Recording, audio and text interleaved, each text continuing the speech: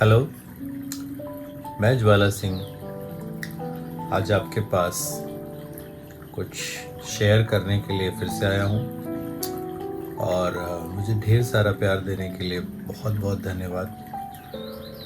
तो आज का जो मैंने टॉपिक लिया है वो लिया है गुरु द्रोण।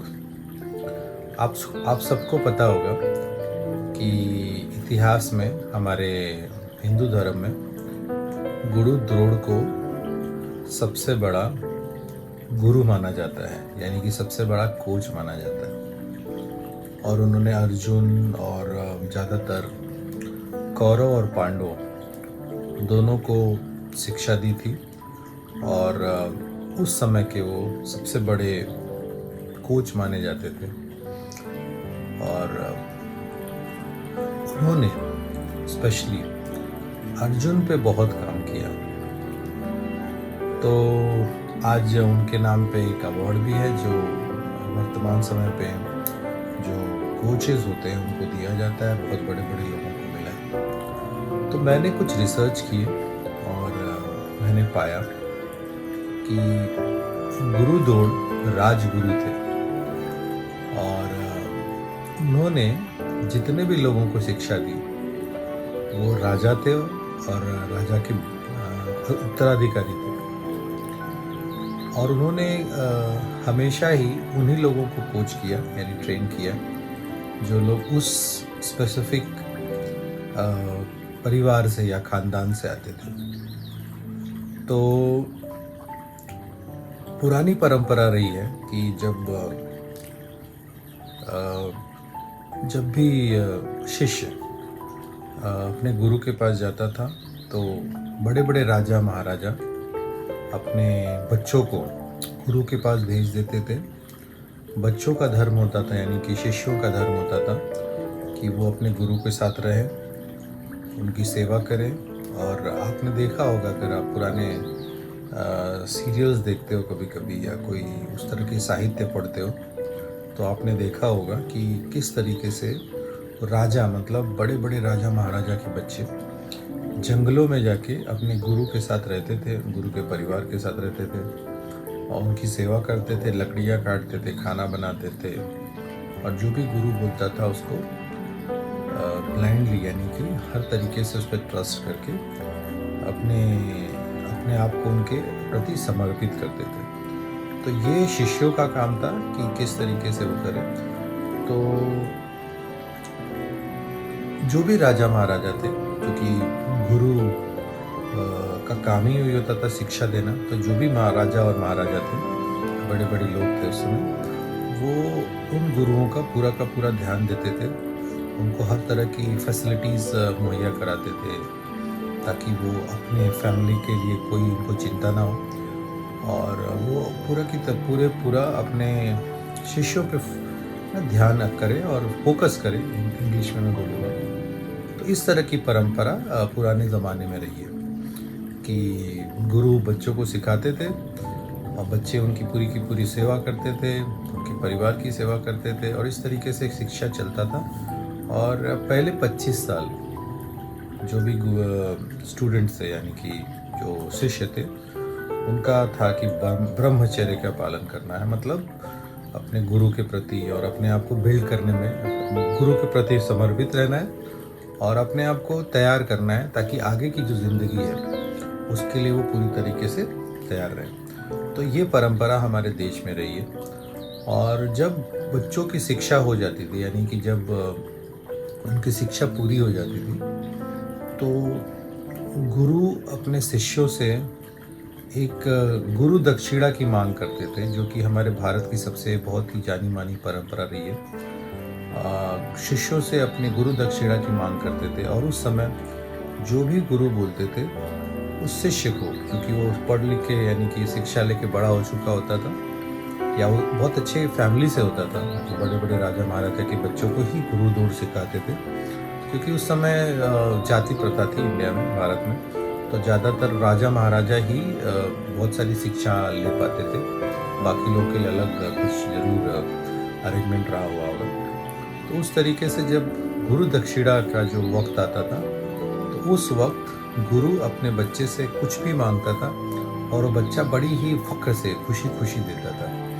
और जैसे मैंने स्टार्ट ही गुरु द्रोण से किया, आपको बहुत ही फेमस स्टोरी पता होगी एकलव्य के बारे में, कि एकलव्य एक ऐसा धनुर्धर था जिसने कभी भी डायरेक्टली गुरु द्रोण से शिक्षा नहीं ली।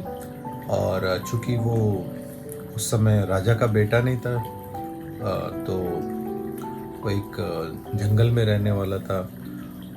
तो गुरु द्रोण ने तो कभी उसको शिक्षा दी नहीं थी, लेकिन जब उन्होंने उसके टैलेंट को देखा तो बड़े ही अचंभित से रह गए। और उन्होंने चूँकि अर्जुन उनका फेवरेट स्टूडेंट था, तो उन्होंने चूँकि वो आगे ना जाए, इतिहास में अर्जुन को सबसे बड़ा धनुर्धर माना जाए, इसलिए उन्होंने उसका अंगूठा ले लिया गुरु दक्षिणा के तौर पे।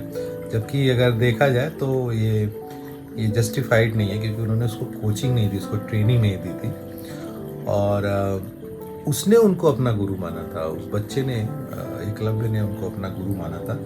लेकिन जब गुरु ने जब उसने बोला कि जब वो ये घटना थोड़ा मैं आपको जिक्र करता हूँ कि गुरु अपने शिष्यों को, यानी द्रोणाचार्य अपने शिष्यों को लेकर गए थे जंगल में, और आखेट बोलते थे वहाँ पे, मतलब जंगल में ट्रेनिंग के लिए। तो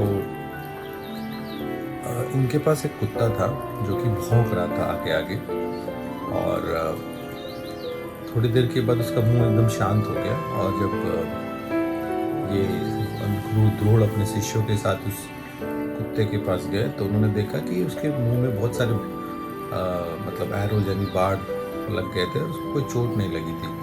तो एकलव्य ने अपने धनुर्विद्या से उसके मुंह में बहुत सारे एरोज फिट कर दिए, यानी कि मार दिए, और उसकी आवाज़ बंद हो गई, जबकि उसको कुछ हानि नहीं हुई है। तो उन्हें बड़े अचंभित से हो गए कि इतना टैलेंटेड किड है ये। और जब उन्होंने पूछा कि आपका कोच कौन है, तो उसने अपने ट्रेनिंग स्थल पे ले गया, यानी कि जहाँ पे ट्रेनिंग करता था। और उसने देखा है कि आपकी मूर्ति है, मैं आपकी मूर्ति देख के ये सब सीखा हूँ। तो बड़े आश्चर्यचकित हो गए। और उन्होंने बोला कि, क्योंकि वो अर्जुन को हमेशा से प्रोटेक्ट करते थे, उन्होंने बोला कि अगर आप मुझे अपना गुरु मानते हो तो मुझे गुरु दक्षिणा चाहिए। तो उन्होंने गुरु दक्षिणा के तौर पे उसके अंगूठे की मांग की, जो कि बहुत ही जस्टिफाइड नहीं बोल सकते, क्योंकि वो उस वक्त चाहते थे कि वो अगर उसका अंगूठा कट जाएगा तो अर्जुन हमेशा दुनिया का सबसे सर्वश्रेष्ठ धनुर्धर बने रहेंगे। तो इस तरीके से वो अपने राजा के बच्चा, जो भी राजा के किड्स थे, यानी कि अर्जुन को प्रोटेक्ट करना चाहते थे। और उसने खुशी खुशी अपना अंगूठा दे दिया। तो ये उस समय का ये गुरु दक्षिणा था। तो उसके बाद वो आ गए, और ये कहानी बहुत ही फेमस हुई। इसी तरीके से गुरु द्रोण के पास कर्ण भी गए थे, लेकिन चूंकि कर्ण थे तो राजा के पुत्र, लेकिन उनको शूत पुत्र उस समय कहा जाता था, उन्होंने उसको ट्रेनिंग नहीं दिया। तो पहले के ज़माने में अगर हम अपना इतिहास उठा के देखें तो गुरु का एक बहुत ही महत्वपूर्ण स्थान रहा है। और उनके जो शिष्यों ने कभी उनको हमेशा से उनकी बातें मानी हैं, और बड़े बड़े धनुर्धर पैदा हुए। और ये गुरु और शिष्य की हमारे भारत की परंपरा रही है।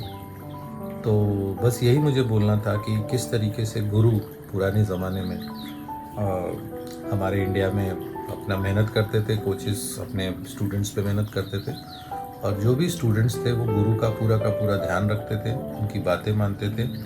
और जो भी उनकी फैमिलीज थी, उनके गुरु उनका ध्यान रखती थी। और शिक्षा ख़त्म होने के बाद भी या ख़त्म होते वक्त गुरु जो भी बोलता था वो सुनते थे। तो मैं बस यही मैसेज देना चाहूँगा सारे स्टूडेंट्स को और सारे गुरुओं को कि ये सारे हमारे ही देश के उदाहरण है कि हम किस तरीके से अपने स्टूडेंट्स को सिखाते थे, अपने स्टूडेंट्स को बढ़ाते थे। और मैंने गुरु द्रोण का क्वालिटी बताया कि वो राजा के बच्चों को ही सिखाते थे। तो आप जो भी बच्चे हैं, शिष्य हैं, मैं आपको यही मैसेज दूंगा कि इसी तरीके से आप अपने कोचेस पे फेथ रखिए। और कोचेस भी इंसान होते हैं, उनकी भी फैमिलीज होती है, और जो भी वो आपसे एक्सपेक्ट करते हैं, आप पे अगर कोई भी गुरु काम करेगा तो उसकी भी कुछ उम्मीदें होंगी, तो आप उनकी उम्मीदों पे खरा उतरिए। और यही तरीका है, क्योंकि आज वो आपको अपना समय दे रहा है, अपना ज्ञान दे रहा है और अपना एक्सपीरियंस आपके साथ शेयर कर रहा है, तो उसी एक्सपीरियंस, उसी ज्ञान और उसी मेहनत पे आप खड़े होने वाले हो। और जब आप खड़े होते हो तो ये ध्यान में रखना कि आप हमेशा उनको अपने साथ लेके चलो और उनकी बातें मानो। ऐसा नहीं होना चाहिए कि आज हमको उनकी ज़रूरत है, हम उससे सीख रहे हैं, उसको समय दे रहे हैं, हम अपना भी समय दे रहे हैं, और जब आप वहाँ से आगे बढ़ जाओ तो आप उस चीज़ को भूल जाओ। तो ये बहुत ही इम्पोर्टेंट लेसन है हम सब लोगों के लिए, कोचेस के लिए, स्टूडेंट्स के लिए, कि एक परंपरा हमारे देश की रही है कि हम अपने गुरुओं को सम्मान करते हैं, उनका आदर करते हैं, और स्टूडेंट्स की फैमिली उनका ध्यान रखती है, जो भी अभी आज के ज़माने में उसको क्या बोलते हैं मालूम नहीं, और ज़िंदगी भर उस चीज़ को मानते हैं, उस चीज़ का आदर करते हैं। तो लोग बोलते हैं राजा का बेटा ही राजा बनेगा, या आजकल बहुत चला है कि राजा का बेटा ही राजा नहीं बनेगा। तो ये सब मैटर नहीं करता, मैटर ये करता है कि आप किस गुरु के पास जाके मेहनत कर रहे हो। आपको आज वो अपना वक्त दे रहा है, अपनी ज़िंदगी का बहुत ही कीमती वक्त दे रहा है। क्योंकि मैं आपको एक चीज़ शेयर करूँगा कि आप एक कोच जो होता है, एक गुरु जो होता है, वो सुबह अपने घर से निकलता है। कभी बहुत सारे कोचेस, बहुत सारे गुरु ऐसे होते हैं कि अपने बच्चों का कभी स्कूल जाते हुए नहीं देख पाते हैं, और वो अपने बच्चों को समय नहीं दे पाते हैं, क्योंकि उनका समय दूसरे के बच्चों पे स्पेंड होता है। तो अगर आप देखेंगे तो ये बहुत ही हार्ड सेक्रीफाइस है। तो ये कभी भी शॉर्टकट नहीं लेना चाहिए, हमेशा अपने गुरु का सम्मान करना चाहिए, क्योंकि गुरु माँ बाप पैदा करते हैं और गुरु आपकी ज़िंदगी बनाता है। हमारे ही धर्म में कहा गया है कि गुरु गोविंद दोनों खड़े काको लागे पाए, और गुरु हारी बड़ी आप हो गोविंद दियो बताए। मतलब ये कहावत है कि गुरु और गोविंद, मतलब एक गुरु और एक भगवान दोनों एक साथ खड़े हैं, और शिष्य बड़ा कन्फ्यूज़न में है कि मैं किसके पैर पहले पढ़ूं। तो भगवान ने बोला कि सबसे पहले गुरु का पैर पढ़ो, क्योंकि गुरु आपकी ज़िंदगी बनाता है। तो सारे स्टूडेंट जितने भी आप देख रहे हो, ये ध्यान में रखो। और मुझे लगता है कि हमें इस चीज़ों का पालन करना चाहिए, क्योंकि कोई भी रिलेशन जो होता है ना, वो ट्रस्ट पे होता है और फेथ पे होता है। और हर ब्यूटीफुल चीज़ें दुनिया में जो भी बनी है वो ट्रस्ट और फेथ पे बनी है, और ये एक दूसरे के काम आने पे बनी है कि आज आपके कोई काम आ रहा है तो कल आप उसके काम आओ। आज आपने किसी से उम्मीद लगाई है और आपको इतना वक्त, इतना समय, इतनी ऊर्जा आपके अंदर डाल रहा है, अपनी ऊर्जा डाल रहा है, तो कल जब उसका फ्रूट आता है, मतलब जब आप उस चीज़ को प्रोडक्ट में कन्वर्ट करते हो, यानी कि अगर आज किसी का आप वक्त ले रहे हो और उस वक्त से आपको कुछ मिल रहा है, उसका एनर्जी ले रहे हो, उसका टाइम ले रहे हो, जो भी है, तो आगे जब वो चीज़ बड़ी होती है या प्रोडक्ट में कन्वर्ट होती है, तो ये आपकी जिम्मेदारी बनती है कि उस चीज़ को उसके साथ भी शेयर करो, क्योंकि आप दोनों एक दूसरे के पूरक हो, यानी एक दूसरे के भागीदार हो। तो बस आज मैं इतना ही बोलूँगा सारे स्टूडेंट्स के लिए, सारे कोचेस के लिए, कि ये चीज़ हमेशा फॉलो होनी चाहिए। और इस तरीके से हम अपने फील्ड में, जिस फील्ड में हम हैं, उसमें बहुत ही बेहतरीन काम कर सकते हैं, और हम सब इस देश को, या हमारे जो भी फील्ड है, उसमें बहुत ही ऊंचाई तक ले जा सकते हैं या पहुंच सकते हैं। तो आज के लिए इतना ही। Have a wonderful day. Thank you.